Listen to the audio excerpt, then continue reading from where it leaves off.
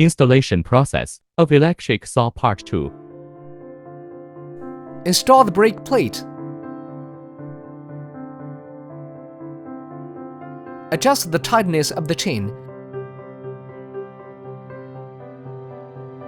Use the tools to tighten the screws and add the chain oil.